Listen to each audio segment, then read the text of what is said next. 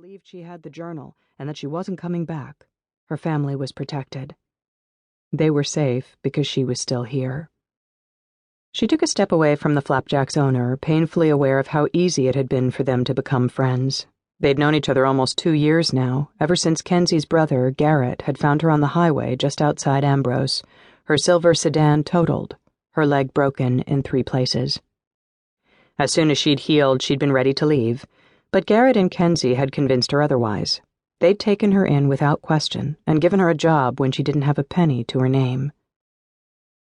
"Maybe you could use some real images from the diner," suggested Cassie. "Great minds, my friend, great minds."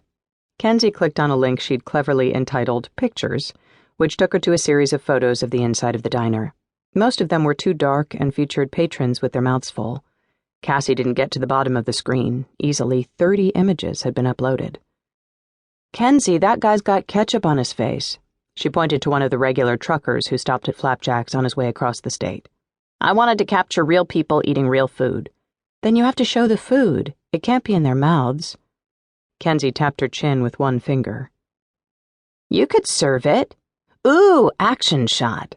"No," Cassie said quickly. She put on a practiced smile when her boss glanced in her direction. "I always look terrible in pictures." She'd made certain she looked different than she had 2 years ago, but that didn't mean she wanted her face up on the internet. It was why she hadn't gotten her own computer, why she didn't have a fancy cell phone or post anything online. Why, when she checked in on Cole, she did it from Kenzie's Facebook page, which her friend always kept open on her monitor. "Fine." Kenzie crossed her arms over her chest, pretending to pout. "What else is wrong with my glorious website?" Cassie bit the inside of her cheek. This wasn't her restaurant. That ship had sailed. "I'm really not the right person to ask," she said. "Yes, you are," argued Kenzie. "You're detail-oriented." Cassie tilted her head, brows cocked. "And also a teensy bit OCD, if we're being honest," Kenzie added, holding up her thumb and forefinger, "as evidenced by the uniform levels of ketchup in the condiment bottles." "Keep it up and I'm going to start cleaning." "Oh, no," Kenzie clutched her heart. "Not that." Cassie mustered her best glare and ducked out of the office. The front of the diner was only slightly more open than the back. Retro red leather booths surrounded white tables. Matching bar stools encircled an oval-shaped counter, where patrons could sit and watch their food being prepared in the kitchen. Posters of old cars lined the walls, most of them fading from the afternoon sun that cut through the windows on the west side of the building. Flapjack's was a classic 50s diner, which didn't exactly fit with the eclectic style of her boss, but keeping it as it was cheaper than a major renovation. Because Cassie was covering the lunch shift, she'd hit the tail end of the breakfast rush. A few people she recognized from the fire department and the clinic down the street filled the booths, chatting over the oldies piped in through the speakers.